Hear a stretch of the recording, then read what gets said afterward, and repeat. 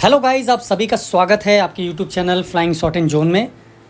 So guys, SSC stenographer grade C and D 2021 का advertisement कब आएगा? वैसे तो आप लोगों को पता है दिसंबर में आएगा, बट कब आएगा एक्चुअल में वो किसी को नहीं पता। चलिए, फिर भी ना कि एसएससी स्टेनोग्राफर कंबाइंड रिक्रूटमेंट ही ना सही, बल्कि आप सिलेक्शन पोस्ट में भी स्टेनोग्राफर या पर्सनल असिस्टेंट के लिए डायरेक्ट अप्लाई कर सकते हैं। बस फ़र्क ये होता है कि वो एक कंबाइंड रिक्रूटमेंट है, एक कंबाइंड मिनिस्ट्री है जिसमें अलग अलग डिपार्टमेंट्स हैं, उनके सबॉर्डिनेट्स, उनमें सिलेक्शन होता है। यहाँ पर कुछ ऐसे डिपार्टमेंट्स हैं जो अपने आप में इंडिपेंडेंट हैं। ज़रूर वो किसी मिनिस्ट्री के अंडर आते हैं, बट अपने आप में इंडिपेंडेंट हैं, रीजनल वाइज हैं, और जो कंबाइंड रिक्रूटमेंट से बच जाते हैं उनको इस में कवर किया जाता है। ठीक है, तो ये एक प्रकार से आप मिसलेनियस रिक्रूटमेंट मान सकते हैं एसएससी का। बहुत से लोगों को नहीं पता होता कि ये रिक्रूटमेंट वास्तव में क्यों होती है और इसमें भी क्या स्टेनो या मल्टीपल पोस्टें होती हैं जिनकी रिक्रूटमेंट की जाती हैं, जिसमें बहुत सारे ऐसे पोस्ट हैं जो शायद डायरेक्ट रिक्रूटमेंट में नहीं होते, जैसे फार्मासिस्ट, क्लर्क, लाइब्रेरियन वगैरह वगैरह बहुत सारे। चलिए, उन्हीं के साथ साथ स्टेनोग्राफर और पर्सनल असिस्टेंट की भी वैकेंसी निकली है। चलिए इसके बारे में हम बात करते हैं। ऑनलाइन एप्लीकेशन आपकी जो है 12 तारीख से स्टार्ट होगी, 13 जून तक चलेगी। ठीक है, आपका जो एग्ज़ाम है वो अगस्त में टेंटेटिव रखा गया है, और इसका जो एग्ज़ाम है आमतौर पर टाइम पे हो जाता है। ठीक है, क्योंकि ये नॉन पॉपुलर कैटेगरीज़ में आती हैं जो एसएससी रिक्रूट करती है, तो इसका जो एग्ज़ाम है मोस्टली वो टाइम पर हो जाता है। चलिए, इसकी बात अगर हम ये करें कि इसमें जो एज रिलैक्सेशंस हैं, क्या क्वालिफ़िकेशन मांगी गई है, और उसके साथ साथ इसमें जो सबसे इम्पॉर्टेंट है मोड ऑफ़ सिलेक्शन, जो बहुत इंपॉर्टेंट है और आप लोगों को समझना चाहिए। देखिए गाइस, एसएससी में जब कंबाइंड रिक्रूटमेंट आती है स्टेनो या पर्सनल असिस्टेंट की, तो उसमें जो एग्ज़ाम होता है उसमें मैथ्स नहीं आती। लेकिन जब आप सिलेक्शन कैटेगरीज़ के अंडर में आप एग्ज़ाम देंगे तो आपका केवल एक ही क्राइटेरिया होता है, वो होता है प्री एग्ज़ाम। ठीक है, और मेंस होता है बाकी कैटेगरीज़ के लिए, जिसमें क्लर्क यानी कि जो हम कंबाइंड सीएचएसएल बोलते हैं, उसके साथ साथ सीजीएल जो बोलते हैं, इसमें भी कई पोस्टें हैं जो सीजीएल इक्विवेलेंट है, असिस्टेंट सेक्शन ऑफिसर वगैरह वगैरह। तो उन पोस्टों के लिए आपका मेंस भी होगा, जैसा उसमें होता है, सेम क्राइटेरिया होगा। लेकिन जो आपका स्किल टेस्ट वाले नॉर्म्स हैं जिसमें स्टेनोग्राफर, पर्सनल असिस्टेंट आते हैं, उसके लिए आपका प्री होगा।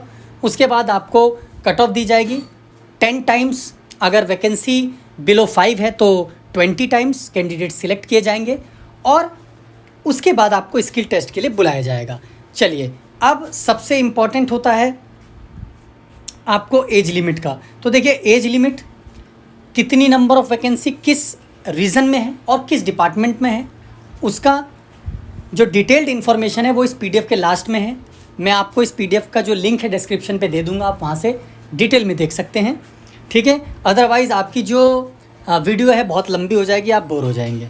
और एजुकेशनल क्वालिफ़िकेशन भी क्या क्या मांगा गया है वो भी। चलिए, मैं मोटे तौर पर आपको बता दूं, जो भी 10+2 लेवल पर होगा, ठीक है, उसमें सीएचएसएल इक्विवेलेंट आपका एग्ज़ाम होगा। जो ग्रेजुएशन एंड अबव लेवल का होगा उसमें आपका जो एग्ज़ाम है वो ग्रेजुएशन लेवल बेस्ड पर होगा, जो कंबाइंड ग्रेजुएट में होता है। दूसरी चीज़ ये कि जो एसएससी स्टेनोग्राफर के कंबाइंड एग्ज़ाम होते थे उसमें सिर्फ 10+2 मांगा जाता था, इवन ग्रेड सी अगर आप अप्लाई कर रहे हैं तब भी। लेकिन इस वाले केसेस में पर्सनल असिस्टेंट के लिए आपको ग्रेजुएट होना कंपलसरी है, यानी कि आपके पास ग्रेजुएशन की डिग्री होना ज़रूरी है। ठीक है, चलिए इसके बाद हम सबसे इम्पॉर्टेंट चीज़ की बात करते हैं, एग्ज़ाम का स्कीम। देखिए गाइस, जो नॉर्मल एग्ज़ाम का स्कीम है वो आपका जैसा सीएचएसएल या कंबाइंड ग्रेजुएट में रहता है वही रहेगा। जो आपका लेवल है वो आपके बेसिक क्वालिफ़िकेशन के आधार पर ही डिसाइड किया जाएगा कि आपका एग्ज़ाम किस तरीके से होगा। तो 60 मिनट का आपका एग्ज़ाम होगा, 100 नंबर ऑफ़ क्वेश्चंस होंगे, 25 each, general intelligence, general awareness, quantitative aptitudes, aptitude और इंग्लिश लैंग्वेज 50-50 मार्क्स के, यानी कि 200 मार्क्स का, जिसके बेस पे आपका प्री का कट ऑफ होगा। जिन एग्ज़ाम्स में टायर 1 है उसमें सिर्फ इसी के बेस पे सिलेक्शन किया जाएगा, उसके बाद स्किल टेस्ट कराया जाएगा, लेकिन बाकी जो एग्ज़ाम्स है उसमें टायर 2 भी कंडक्ट कराया जाएगा। ठीक है, सिलेबस आप डिटेल में देख सकते हैं PDF के लिंक से, ठीक है, डाउनलोड करके। इसके साथ साथ जो आपकी अगर आप किसी भी सेंट्रल गवर्नमेंट के एम्प्लॉई हैं, किसी गवर्नमेंट, तो आपको NOC भी दिखानी होगी जब आपका डॉक्यूमेंट वेरिफिकेशन होगा। इसके साथ साथ एक मिनिमम जो बेसिक क्वालिफ़िकेशन है, यानी कि जो कट ऑफ है मिनिमम जो आपको लानी है, वो है UR के लिए 30% OBC EWS के लिए, और बाकी अदर कैटेगरीज़ के लिए 25%। अगर आप इससे कम होते हैं तो आपको वैसे भी एलिजिबल माना जाएगा, नॉन एलिजिबल माना जाएगा। देखिए गाइज, अगर 5 वैकेंसी है या उससे कम है तो 20 टाइम्स पर्सन्स को सिलेक्ट किए जाएंगे नेक्स्ट स्टेज के लिए। अगर 5 से ज़्यादा है किसी भी पोस्ट के एग्ज़ाम में तो उन केसेस में आपको 10 टाइम्स कैंडिडेट्स को सिलेक्ट किया जाएगा। ठीक है, मिनिमम 100 पर्सन्स। ठीक है गाइज, मिनिमम 100 इन्हें ये आपको मिनिमम 100 लोगों को सिलेक्ट ज़रूर करेंगे। तो गाइज़, अगर ये वीडियो इन्फॉर्मेशन अगर आपको अच्छी लगी हो तो लाइक और शेयर ज़रूर कर देना। अगर आप चैनल पे नए हैं तो चैनल को सब्सक्राइब करे बगैर मत जाना।